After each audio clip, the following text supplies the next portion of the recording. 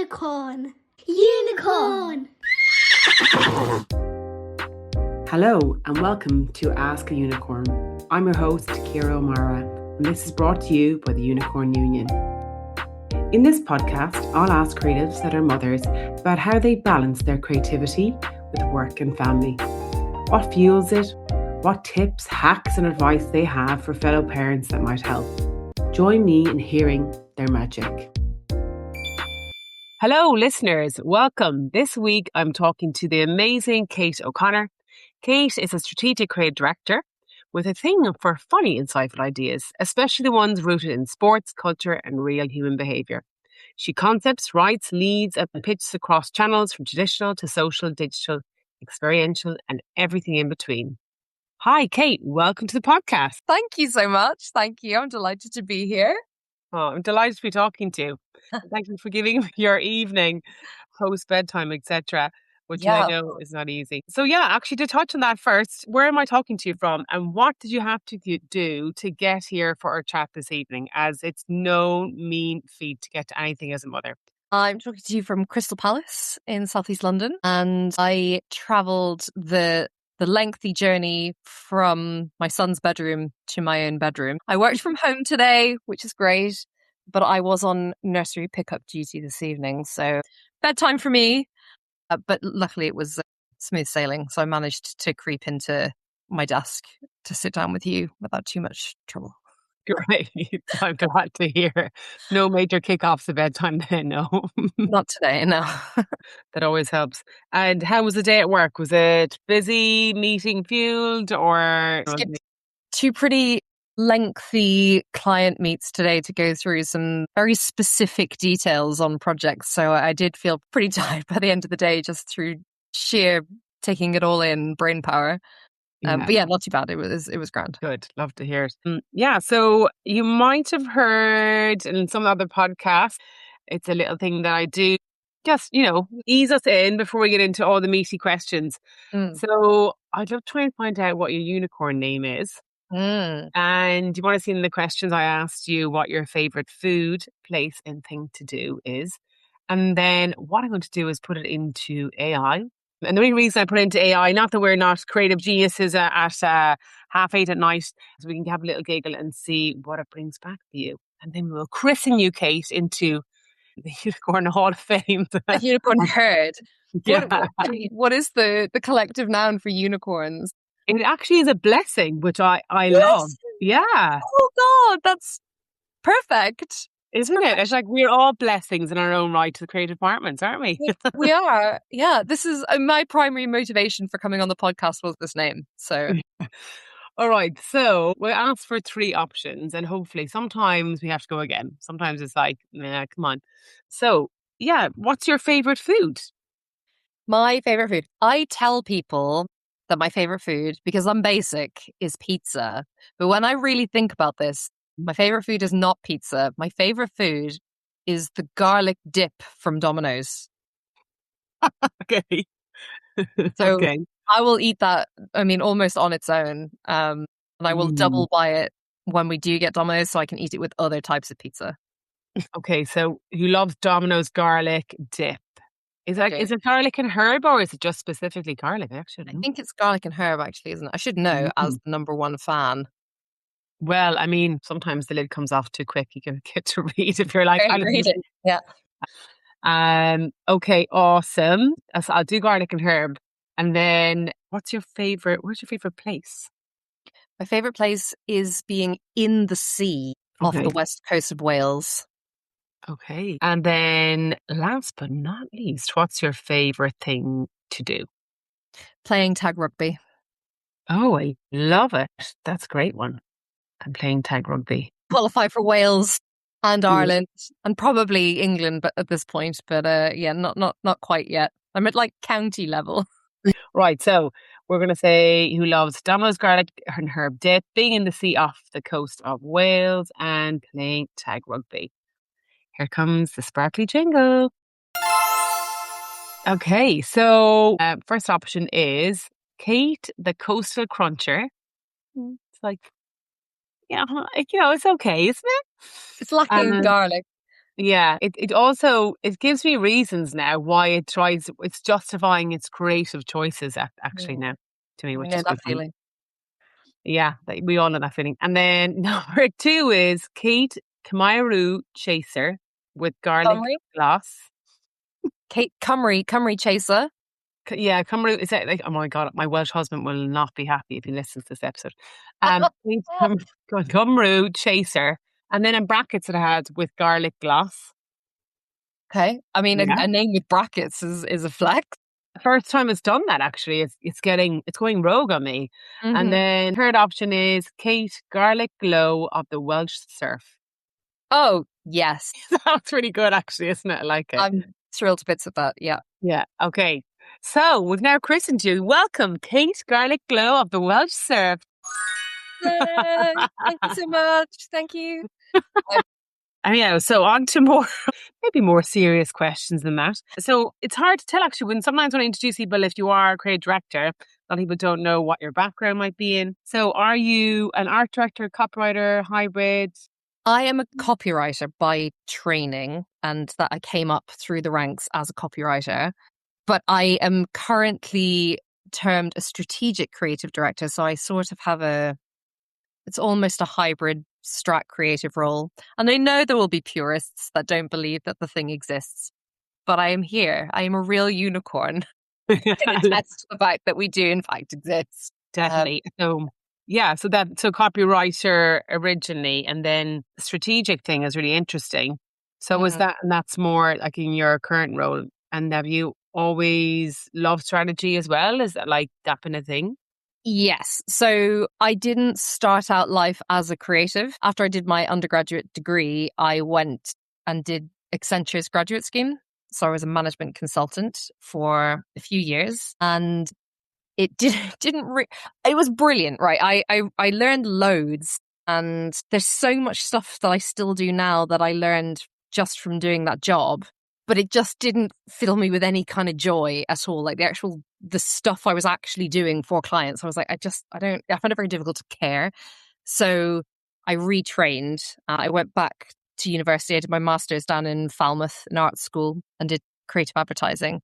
That course is like a really well-rounded course, still going as far as I know. And you do everything from strategy right through to execution creatively. So like you understand the whole thing. It's not just like a copywriting course or an art direction course. So even from my very first footsteps into the creative industry, like the strategy side of things was always very important to me because I understood it from working in the world of business and then through education. So it's always been something that has been front of mind for me the whole time. And as I've gotten more senior, I've become sort of closer and closer to the strategy side of things.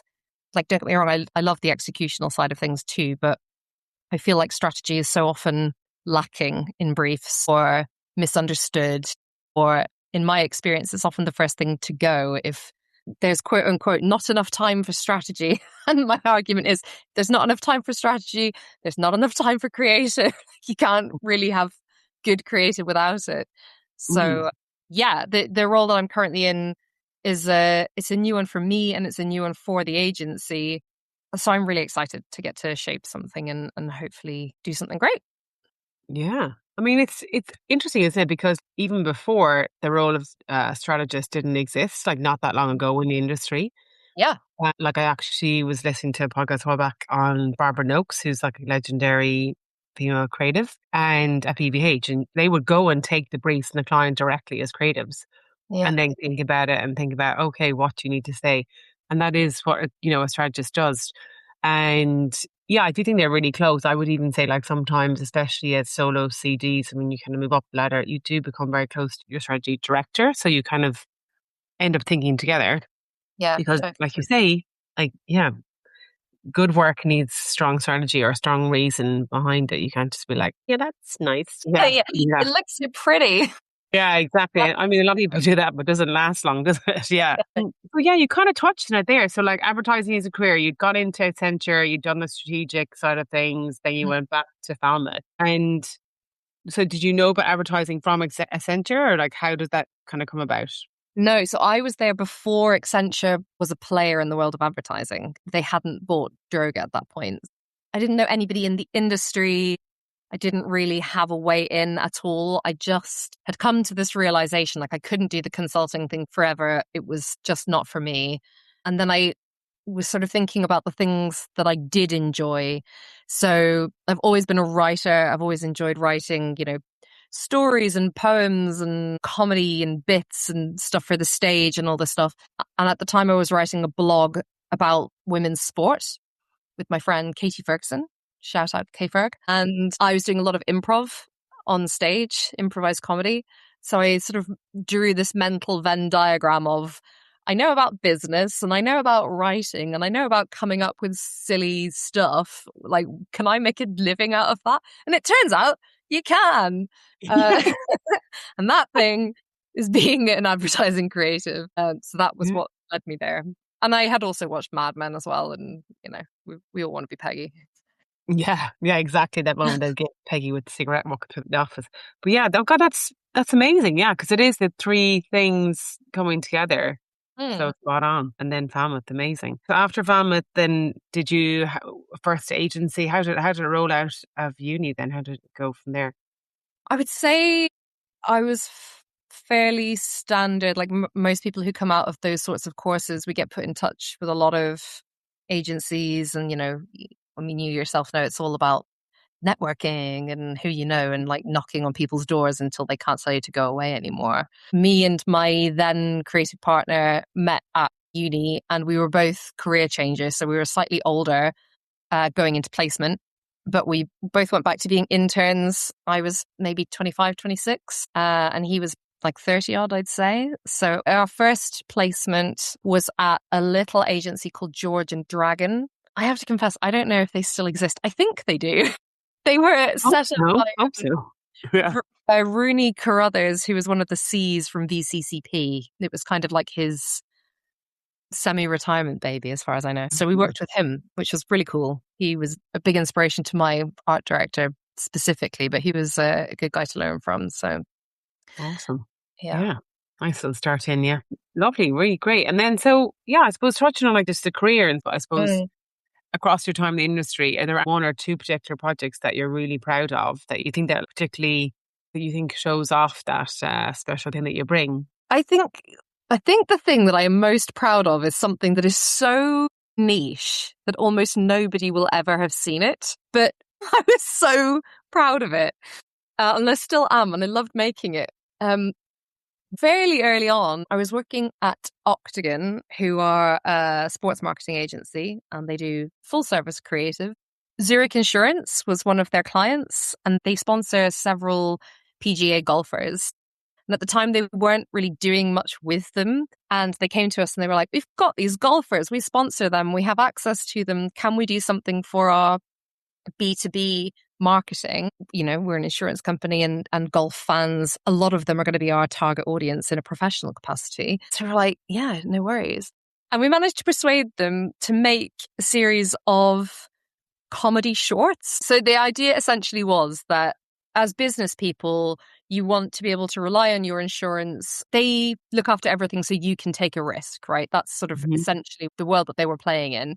So we had this idea that like golf is a mental game, just like business is. Like you need to be top of your mental game. So we presented Zurich as a golf guru who like helped all of these golfers to be top of their mental game. Like he looked after everything so that they could like take a risk on the golf course. And he was literally like this sort of woo-woo modern day yogi dressed in all of his golf gear, but with a very bohemian attitude. Oh God, I need to see this. Actually, just to listeners, I will put a link to Kate's portfolio in her bio. So we went off to New Orleans. There was this competition that happens out there, and there was Billy Horschel was there, and Tommy Fleetwood was there, and we rocked up with this mad like golf guru guy that we cast, and he just did a little coaching session with them where he was like, no, Tommy, don't think of the eagle. Be the eagle.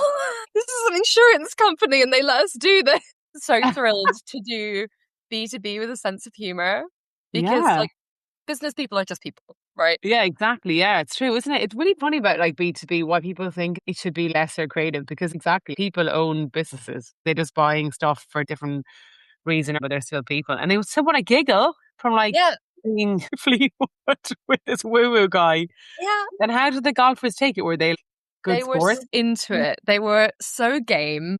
And we made them do like mad stuff. Like one of them had to play with these tiny little children's clubs on his knees because it would help him to get in the zone better. Or he could cope with anything if he could do it with these little clubs. And they were like, yeah, let's do it. I think a lot of golf activations and golf content can be very, very serious. They were Yeah. just delighted to have a laugh.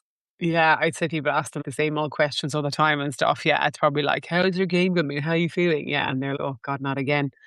But yeah, that's funny. That is brilliant. I love it. Worked with a director who at every opportunity I pitch to get him on stuff again, and his name is James Kibbe, and he makes loads of sports content, but he is like a comedy director and he's fantastic. So if anyone's looking for a comedy director that does sport, look up James Kibbe.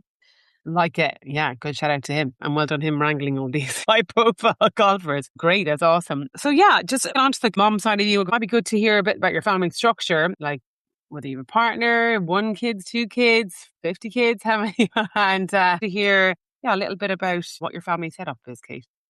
Yeah, there's just the three of us. I'm married to my husband, Tom. He's a teacher. And we have a son together, Killian. He's 4.5. Oh, lovely. Killian, great, strong Irish name of it. Yes. Yes, his Oh, grandparents are pleased. Yeah. yeah, or as some people say, Cillian, which is Cillian, not. yeah, I cursed him with that soft C sound forever because English people don't understand. I know, yeah. I'm still always like Kira, not Sierra. Yeah, but it does sound more exotic. Yeah, okay. So where were you at in your career when you had Killian, actually? I was a senior creative and I was working at an agency called Momentum, and I can't think of any other parents in the creative team except for the ECD. And I think there was another woman, but she was on mat leave herself at the time. Okay, wow. So it was the ECM, like a Man. man or woman? Yeah, Man. he was a man. Yeah. So, yeah, being the only one having a baby is able to have the baby. Did you think having Killian at the time was going to affect your career anyway? Or, I was pretty hell bent on it not affecting my career in any way, which might have been like massively naive. But up until that point, I had never worked for a woman. I didn't have a female CD until I worked at that agency, and later I got a female CD. So I didn't really know how it would work because I'd never seen it in action. I'd never seen a woman come back to work as a senior creative or above after mat leave. yeah. I'd seen other women come back in different parts of the business. A lot of them tried to go back 4 days a week, and I never really saw them comfortably get into that groove. And I have since seen it work really well, but at that point I hadn't. So I was like, I'm just going to throw myself at this and hope for the best. And, I really don't want it to be a problem. So I'm going to try not to let it be a problem. And I think something that really helped was my husband and I split the mat leave or the parental leave 50-50. So I came back to work after 6 months, and then he took up the baby baton for another 6 months. I got back to work before the other person got back from her mat leave, even though she started hers first. So Okay. it seemed relatively like a very short period of time, and I just kind of slotted back in. And I also didn't have a dreadful time coming back to work because I knew that Tom was at home with the baby. Yes, yeah, that's actually quite important. Well, also 6 months in agency, it flies, right, as well. And then, yeah, having not the stress of are they settled in crash, all that kind of thing that they're safe at home with other parent is a big relief, actually. Yeah, that's Yeah. great. Yeah. So it was kind of good that right at the outset, just by dint of taking the shared leave, we made a pact, my husband and I, that I would not be the default parent. like we are going to split it 50-50, and that's like no ifs, no buts. That's what's going to happen. That's great. I mean, also all these things for, especially for women, they have to be progressive for men, right? If people don't allow men to take that 6 months paternity leave, then it does fall on the woman, whether you wanted that to be, and you don't know in Yeah. scenarios like who's the breadwinner, or even if it's not, it just should be a choice the couple make that are having the child versus society or the government, isn't it really, or companies for that matter. But that's really interesting. You're actually the first person that I've interviewed so far that's done that. So Oh, really? yeah, so I think that's really interesting, and that's also really great to hear. And yeah, actually, just on it to hear about more. When you told work that you were going to do that, and when your husband told work, was there people were surprised, or were they like, "Oh, that's cool," or yeah, was it hard even for your husband to get that time? I don't think it was. He's a teacher. So, I mean, it's a very female dominated workforce. So I guess they're kind of used to having people go on leave. I think there was a few raised eyebrows, like, "Oh, but you're a bloke, like you're not supposed to be one of the ones that leaves." But there was no hassle about it at all. It was really interesting that their HR department really struggled with the forms and actually the formality of the thing. So the HR department in the agency I was working at were really helpful, and they were like, "Oh, well, we can help him with that if you need us to." And they did, which they didn't have to. That was Mm. super generous of them. But they were like, "Yeah, we've had a couple of guys do it here before, so we kind of roughly know how to do it." So they were brilliant. And like, I Mm. don't remember anybody being super surprised by me not going for a full year. They were just like, "Cool, so we'll see you, in 6 months." Yeah, yeah.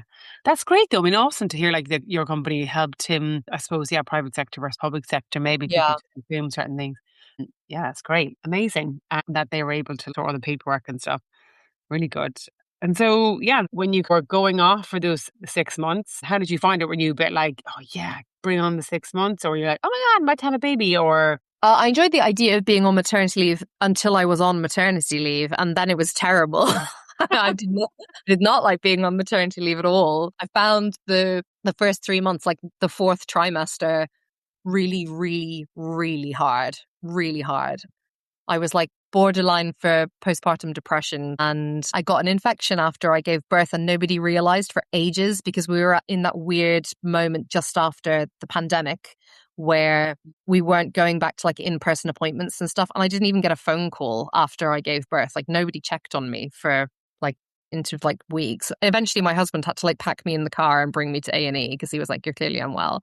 So I just had a dreadful time. yeah, sorry to hear that. That sucks. Jesus. So, like, were you okay? Like, what happened then? Did they get rid of the infection? Yes, they did. But it caused other like knock-on problems that took ages to solve. And I wasn't like super happy with the solutions that I was being offered.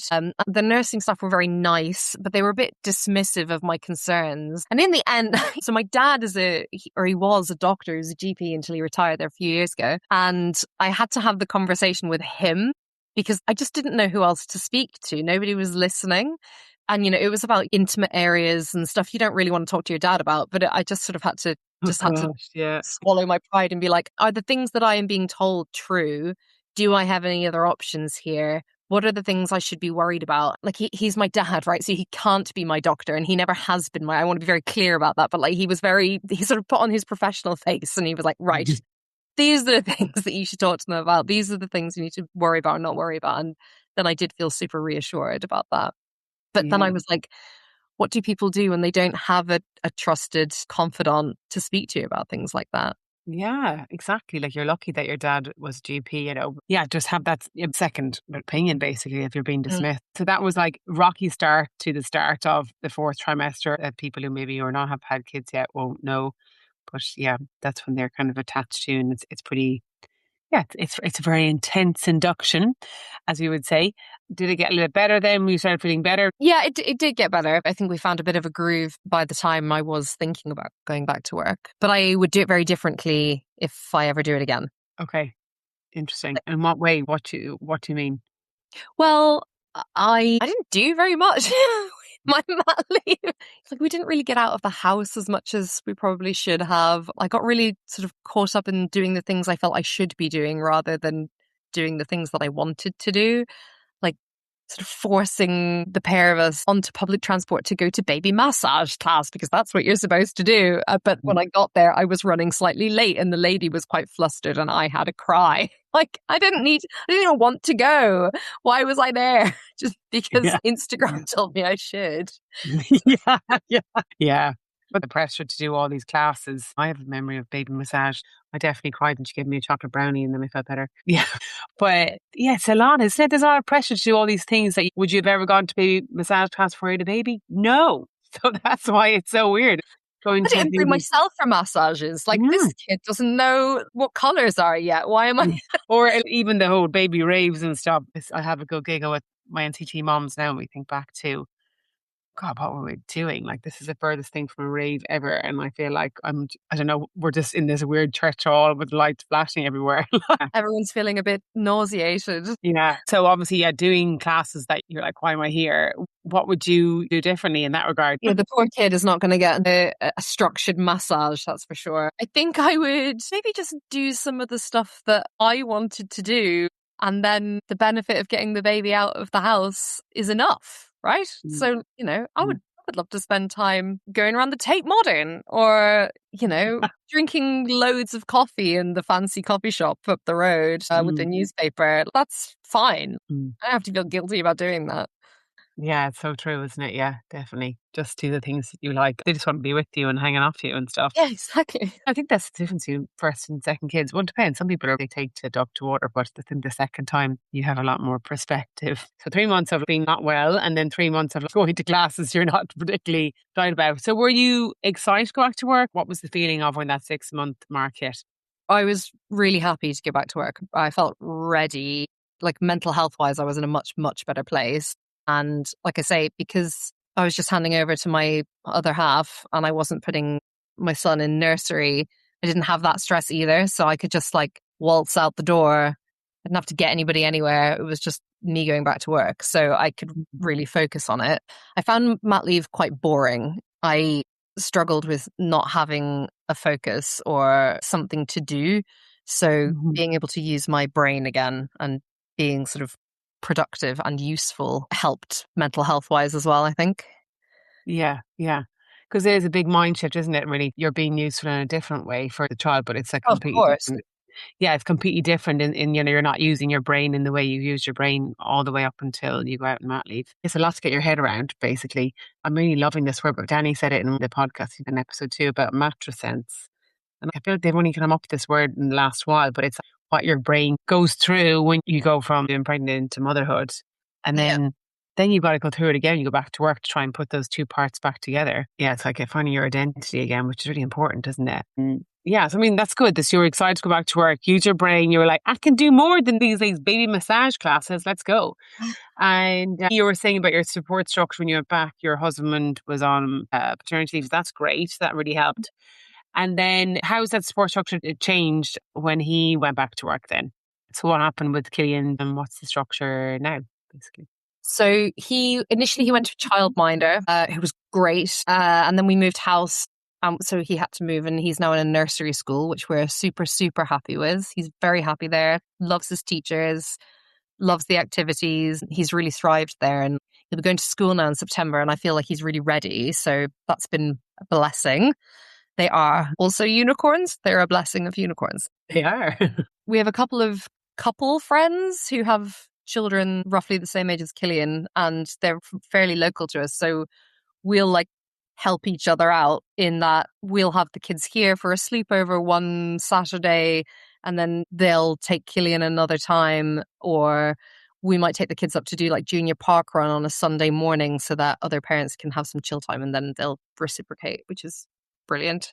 Grandparents are not super close by, but he will go on holidays to his nana and pop's house in Wales once or twice a year, which is amazing.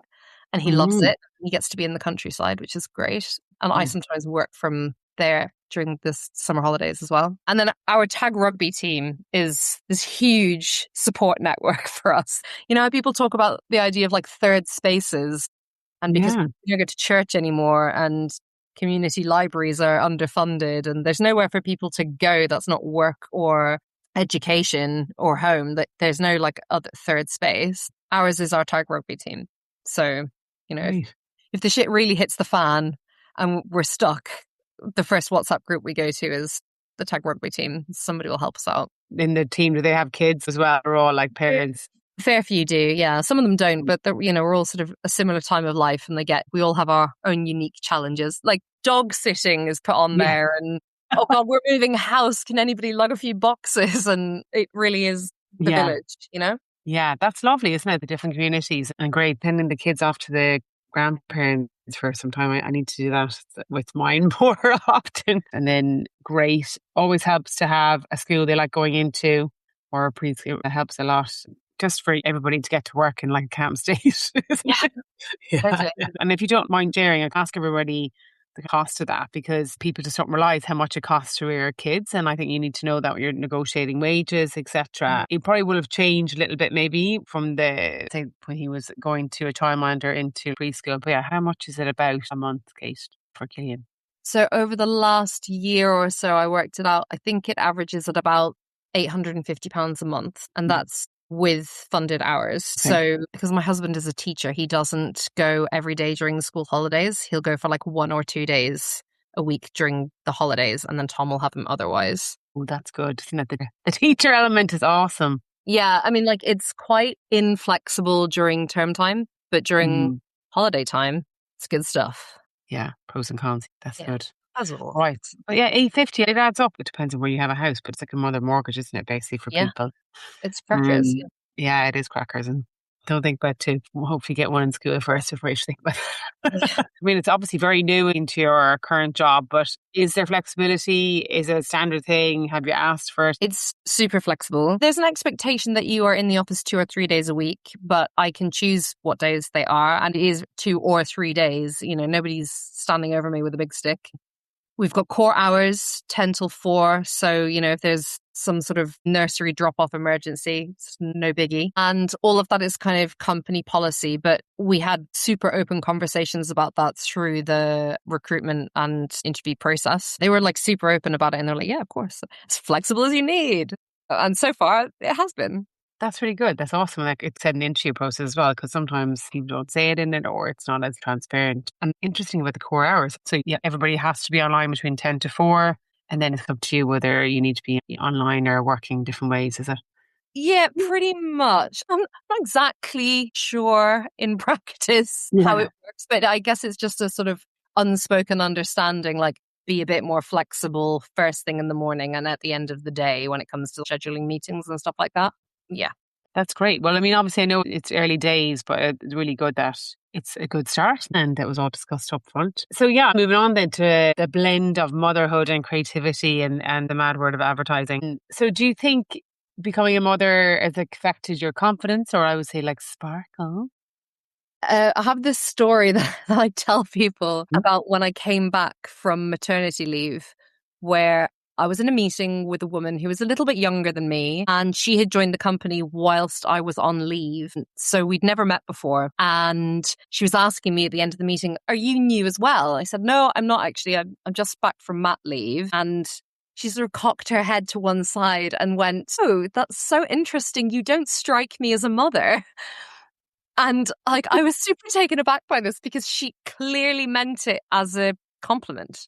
What does a mother look like? Yeah, well, she was, you don't strike me as a mother. Like, you don't come across as a mother. And meaning it as a good thing. I was like, okay. And it sort of got me thinking, it's so strange that as a society, we think that mothers are like this amorphous blob of like quiet, mousy, floral wearing women from the 50s. Yeah. And I think she was just really confused that I am who I am, right? I am quite a gregarious person. I am quite confident. I speak loudly in meetings and I make really inappropriate jokes, sometimes even at work. And I like to have a laugh and I play sport and I swear and sometimes I drink pints. Oh my God. So no, I don't think motherhood has affected my confidence, at least not negatively. If anything, I think it's made me more assured that I can cope with stuff. Yeah. Yeah. Crazy though, isn't it? To think that just the word mother makes people think of somebody really old and floral wearing. Yeah, like, yeah, it's weird, isn't it, that people think that that comes with a kind of loaded term, isn't it? Society, that they think you need to behave a certain way. But yeah, it's interesting, the confidence thing, because I think a lot of people think it really makes you more confident Mm. because you're like, yeah, I'm grand, thanks. I've done that now. I can do anything. And yeah, a little bit on that. Do you think it changed your creativity in any way at all since you became a mother? Yeah, I think it has a bit. I sort of have a natural inclination towards ideas that are fun or funny or joyful or chaotic, or, you know, that Gen Z unhinged humor that is not something that is just for Gen Z. That's mad. But since having my son, that has sort of been dialed up a bit more, even because play is such a huge part of our lives actively. Like, I love play as a mechanic in things. And because of how I started in the industry, like as an improviser, I love this notion of like finding games and joy and silliness. But now that games and play are part of my life outside of work through a child's eyes, all of that stuff comes even more readily now, which is great. And Yeah. I'd say that's sort of my personal style. Not that I can't Mm. do things that are a bit more restrained, but that's the sort of work I like to do. Mm. And there's something else I have noticed, which might sound really silly. Reading children's books has improved both my writing and my presenting, Great. because children's books Yeah. are written with such intentional use of rhythm and rhyme and jokes and stuff as well. And they're often like really beautifully written jokes because they're subtle, but they're like obvious enough for children to understand them. So I have realized that if I'm presenting something cold and I'm literally reading something for the first time or saying something out loud for the first time, I use a lot of the same tricks of rhythm that I do when I'm reading books to my son. That's good, isn't it? Yeah, yeah. Yeah, I've been asked to run a workshop for presentation skills, and I'm really tempted to bring in a selection of books and just tell people, just read this, just read it out loud. You'll be amazed at how fluent you sound just because somebody's used iambic pentameter. Yeah, yeah, yeah. That's a really great idea, though, because it's so true how you just get used to reading these stories. They throw you a book every night and then you have to present it to them, or, They yeah, you do. do. And you have to put on the voices. I mean, I don't know a parent that doesn't get the choice to put on a voice because your kids are like, Mummy, no, do this. Why did I do the dragon with the nasal voice that one time? Yeah. It occurs. Yeah, that's true. Oh my God, I need to hear how your presentation goes because I feel like that's a really good idea. Throw them a book and go, read it. Here, get all the Julia Donaldson ones. There you go. We'll do it at our next meetup. I'll bring an armful of books. Yeah, just read kids' books to each other over Yeah. wine. That's lovely to hear, though. Yeah, it does bring back the child in you. It's so true. Yeah. That it comes into the work, you kind of feel like a big kid again, and you discover things again about yourself. So good to hear that. The positive things of motherhood. Yeah. And on the creativity thing, obviously, you're saying presenting, the strategic thing as well, actually. But I'm kind of really interested to hear what's your favorite part in the whole process of creating a campaign? Is it strategy? Is it execution? Is it filming? I think problem solving is the thing that I get most satisfaction from. Like, I really do enjoy the craft element of things, but if what you're making doesn't actually solve a problem, it lacks weight for me. And don't get me wrong, like there are always going to be briefs where that feels true for any number of reasons. But when you find a way to solve a client's problem in a really interesting or effective or counterintuitive way, like that's the thing that I find enormously satisfying. Yeah, that makes sense why you love the strategy part. I mean, it's really important, isn't it? Because otherwise, you're just making client make work that just stuff, isn't it? It's just Just more, slop basically versus, all right, that's trying to do something. It's trying to sell something, trying to say something. We're in the game of persuasion, but you need to, what's the thing you're trying to persuade people to do? This is Yeah. it. Yeah. Yeah. Mm. And I have quite a good example of this. So last year, I ran a team that won a pitch for the RFU, the England Rugby Union, and they wanted to run a campaign. They came to us and said, we want to do a trophy tour to inspire 6 to 12-year-old girls to watch and play rugby. And we were like, okay, cool. Love they want to do a trophy tour. We want to do that work. That sounds great. However, doing a trophy tour isn't going to inspire 6 to 12-year-old girls to watch and play rugby. Like, that isn't going to work, because why would they care about the trophy they've never been involved in rugby before. That's not going to solve the challenge that you have. So we took the request away, we took the brief away, and had a good old think about, we're going to respond to this, but we're not going to actually answer the brief. We're going to go back to them with a proposal using partnerships to create a campaign that will actually work. So we won the work. And what we ended up doing was finding a way to like build a little world within the world of rugby that had appeal to the children, to 6 to 12-year-old girls, by making it relevant to them. So I have a son, but plenty of my friends have female children that age. So did lots of peer research. And I love it. Yeah. So you talk about your kids' hobbies and interests for a minute. Yeah. So like crafting and accessorizing and like experimenting with who you are and all of this stuff is like what these kids are super into. We pitched them this idea of doing fan activations where we essentially made like crafting pop-ups where the kids and their parents could make Red Roses banners and Red Roses friendship bracelets and Red Roses beads. I think we had nails and all sorts of like fun activities. And then you could learn rugby skills whilst you were there as well. And, we used loads of the lovely things that the Red Roses themselves had started doing. So like they had their cool cowboy hats and big sunglasses and all stuff like this. And then we also ran a crochet bomb campaign. So we worked with the WI and Wool Warehouse to send out packs to lots of hobby groups all around the country with patterns so they could make little knitted red roses and bunting with England flags and stuff on it. And they would put them all around their town centres to just support the England red roses and then, catch the attention of kids and people who wouldn't engage with rugby otherwise. So it was like finding ways into these little communities that just don't have an in into rugby. They didn't have a way of finding space for themselves in this traditionally pale male and stale world. And it worked really, really well. We were packed out. We had loads of kids come down, loads of parents, loads of dads brought daughters. And I was super, super proud. I mean, like there was tears.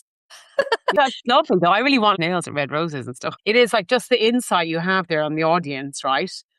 That's so great that you're like, they're into this and you can still have your trophy there, but get them there with the things that they like and then go into their world, which is so important. That's great. And I love that you won it and they really trusted in you taking it a different way. You were actually really insightful with it. I also want to crochet bunting. I'm all here for it. Well, I know we got like thousands of girls were signed up to the database so that they could go to taster sessions in their local clubs. So as a rugby player myself, I was just delighted with all of that. So yeah, to your point about saying the community, the third space, you're like introducing them to a whole other kind of community, which is so nice through things that they already like. It's great. It's lovely. But yeah, when you're coming up with all those great ideas, especially strategy, do you have little like tips for people listening? I just think, the mom juggle is hard. Sometimes people are always trying to think of, oh, that'd be a good way for me to maybe speed through that brief. Is there any hack or tip that you give a fellow creative mother? I do. It is somewhat dependent on your working from home / office facilities, but get in the shower. Okay. Don't do this in an agency. Just okay. So if you're at home, if you've got showers in the basement, just like for the cyclists, head on down there. I just find now, like, I have so much stuff spinning around in my head, whether it's like work stuff, home stuff, kids stuff, husband stuff, whatever. Sitting in front of a screen does not help me. I'm not going to find the answer on Google. So I try and go and do something that drowns out everything and I can just be alone with my thoughts. So I find the shower very effective. I find swimming very effective. And I have also started running without headphones. And the amount of stuff that I can come up with when I am running without headphones astonishes me. That's amazing. Well, running is kind of like just pounding it out. Because when you have headphones and you can't think of the work, but when you have the headphones out, you're like able to process it. Is that what you mean? Yeah, I guess with the shower and the swimming, it's like you can't have a screen there, you can't have music there, you can't have interruptions there. And I get a similar feeling from running. It's like you're just alone with your own thoughts and it helps me to pull a single strand rather than having everything like mushing about up there. I don't know what it is about the action of running, but I find it very helpful. Yeah, but it's true. I mean, people say they have the best ideas in the shower as well. So getting the closest shower appropriately in an agency or home, it's different, isn't it? But Well, yeah, but I have been in the shower and come up with something, and I'm like, crap, I've got to write this down like now, or I'm going to mm. lose it. It'll be gone forever. And I have to sort of hurl myself out of the shower and run through the house, sopping wet, or naked to find a pen and paper. So we need to just invent a shower writing pad for everyone and just send it to creatives. People say have the little notepad beside your bed. I mean, I Yeah. write on my phone, but yeah, I would find that the shower has been the starter of many a great Mhm. idea, I think, and running. So yeah, run around the block or get in the shower. Yeah, run around the block, Um, then get in the shower. yeah, two for the price of one there. So yeah, the new job, being a mom, being a partner, all that, especially as creatives, I think it's important for us to look after ourselves and stuff like that. How do you like look after you and your creativity in the midst of it all, Kate, outside of work? Exercise is a must have. I try to do something every day. It doesn't quite always quite work out that way, but it is a non-negotiable in my diary. So like my husband is cool with that and will help me make that happen, and I will do the same for him. Work, no, as well. Like if I can and I'm working from home, I will block my lunch break in the calendar and I will go to the gym and I will tell people I will be at the gym. Like I have my phone on me, ring me if you have to, but that's where I'll be. And they're totally cool with that. Yeah, exercise, I would say. And then like on the creativity front, I have realized that I am responsible for my own creative fulfillment and not work. For a long time, I got really frustrated, is probably the right word, that I didn't feel creatively fulfilled at work because the brief wasn't quite right, or the client couldn't get on board with the vision, or there wasn't enough money, or, you know, whatever the thing is. And the final result not being like perfect. Yeah. And I was sort of tearing myself in strips over this. And then I realized I can do my absolute best at work, and that is all I can be asked to do. And if that isn't creatively fulfilling on its own, I need to take responsibility for that for myself. So I now dabble in stand-up comedy, and I do improv still on the side. And I've started like writing quite a lot more as well. And I'm on TikTok. So follow me on TikTok if you want somebody who's too old to be there attempting to make content for the laugh. No. Never too old to be on TikTok, first of all. Again, like, what does mother mean? What does it TikTok age? Yeah, okay, great. So again, that's another link. So I'll put your portfolio and then I'm going to put your TikTok handle and everybody follow Kate. So stand-up comedy, I've seen a few bits. She is very funny. So you just do that in your own time? Like, how often do you do stand-up, or is it now and then? I'm trying to gig twice a fortnight if I can. So maybe not once a week, but I'll try and do 2 gigs in 1 week if I haven't done one, if you see what I mean. I'm a 5-minute open spot. I'm a fledgling stand-up artiste. But yeah, I'm trying to sort of commit to it and hopefully get better. Yeah, it's really important for your creative soul, isn't it, to do these things? I love Yeah. the immediacy of it because at work, you have to go through so many layers of people, of approvals, of processes. Whereas I can write a joke in the morning, learn it in the afternoon, and perform it to 70 people who've been dragged kicking and screaming to a room above a pub that evening. And then it's mine to do with what I please. Like they might laugh and it can be used again, and they might bomb and it will go. And then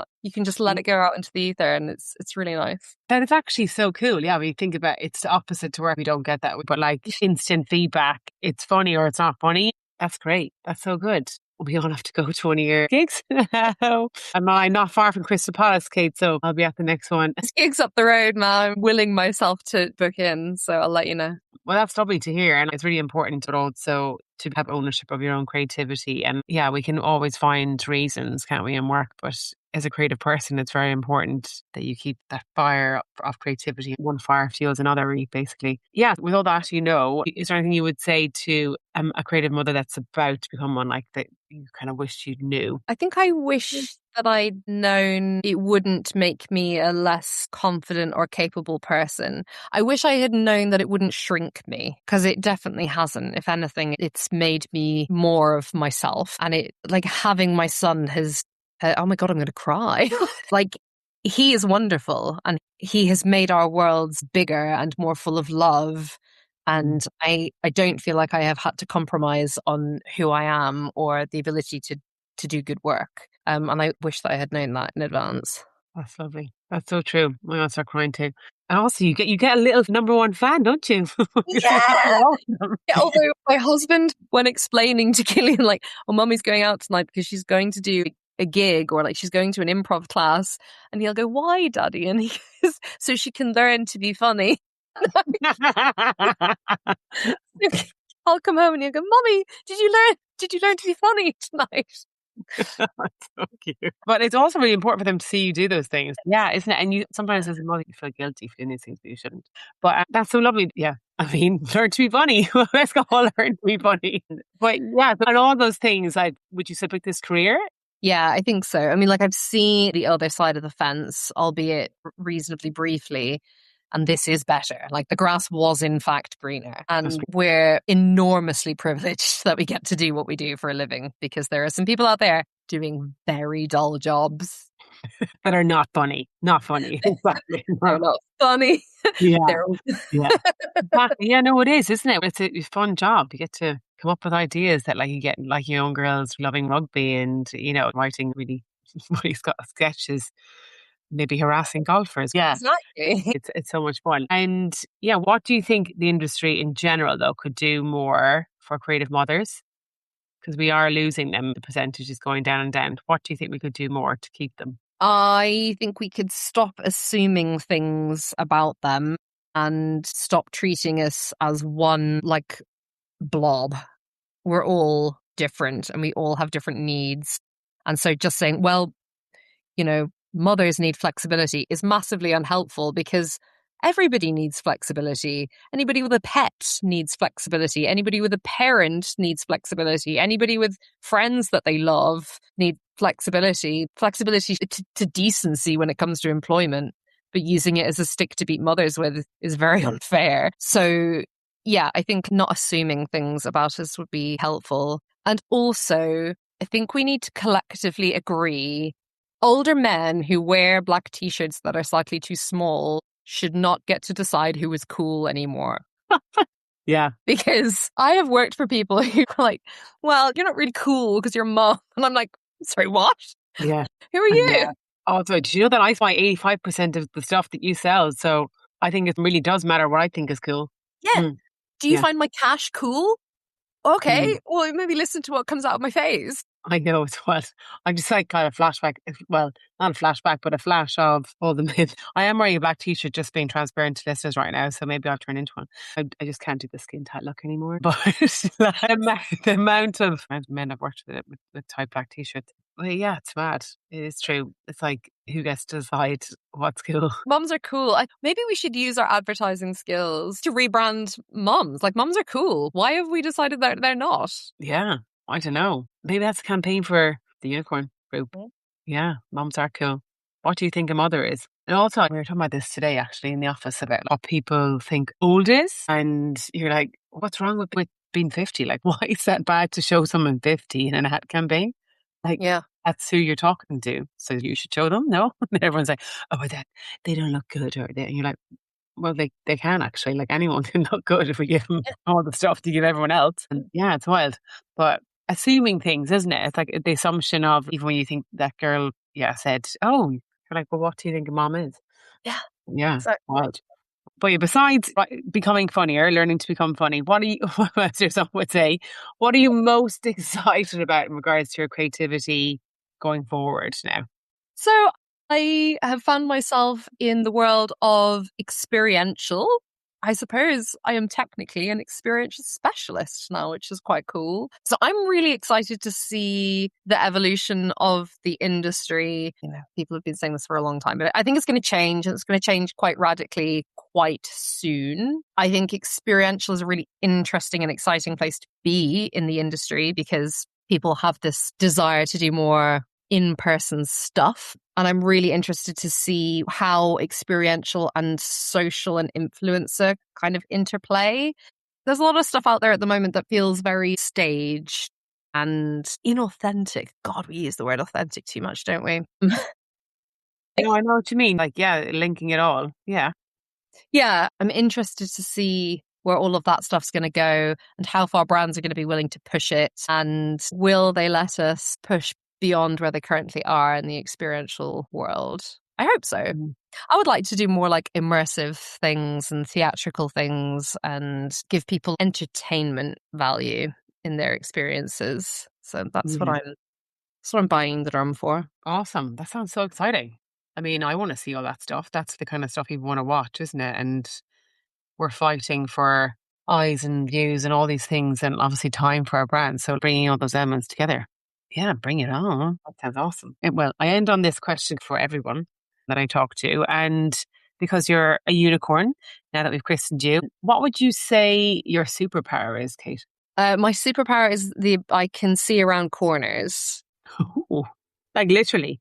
Metaphorically. And I think it comes, well, I'm not sure whether it comes with motherhood or whether it is enhanced by motherhood. But like you've got eyes in the back of your head. You have a gut feeling of impending doom if something bad might happen to your child, right?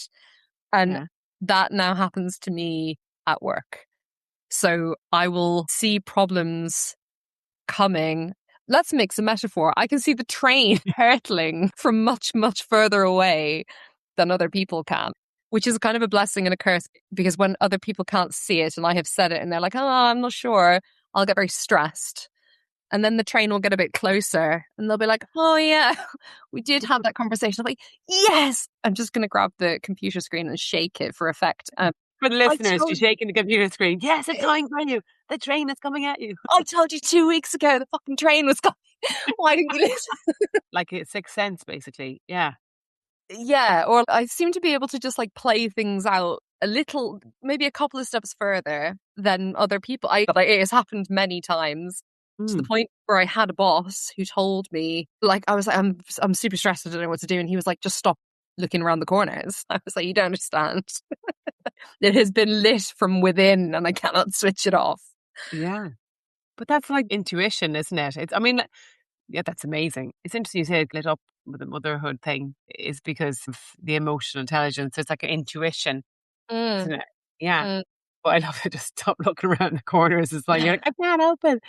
Yeah, that's a superpower though, because I think even especially, yeah, when you think about clients and what they're looking for, what they expect from an agency, if a meet is going to go well, is the relationship doing well? Those things are super important and super helpful to a team when, it's harder than ever to keep business. Like, that is definitely a superpower. So yeah, looking around corners. Yeah. Curse. Yeah. As they all are, if Marvel is to be believed. Yeah, yeah. Well, I love it. Yeah, Kate, well, it's been absolutely fantastic to talk to you this evening. I can tell your son you're very funny. I had a good giggle and we had a great chat. And I just thank you so much for giving your time and like being so honest about your journey as creative and also just your journey to motherhood. And just fantastic to hear what you're up to and what's going on in the world of Kate. But Thank yeah, you for having me. This has been a delight for the ego, and I appreciate it very much. you're more than welcome. And listeners, thanks for listening. And tune in next time to hear from another one of our amazing unicorns.